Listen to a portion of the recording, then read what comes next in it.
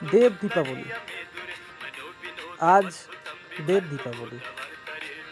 কার্তিক মাসের অমাবস্যার রাতে যাতে অমানিসা একটুও না স্পর্শ করতে পারে আমাদের ঘরে, তাই আমরা বাতি জ্বালিয়ে প্রদীপের আলোয় ভরিয়ে তুলি আমাদের চারপাশ। ঠিক এর 15 দিন পরে আসে পূর্ণিমা। সেদিন আমরা আবার মেতে উঠি আরও এক আলোর উৎসবে, যার নাম দেব দীপাবলি। এই দেব দীপাবলি মূলত দেবতাদের উৎসর্গ করে। পুরাণ বলছে তাদের হাত ধরেই শুরু হয়েছিল আজকের দিনে আলো জ্বালাবার উৎসব। ব্রহ্মার বরে 3 অসুর ভ্রাতা জয়ী হবার সুবাদে উপহার পান ত্রিপুর নামের 3টি চলমান দুর্গ।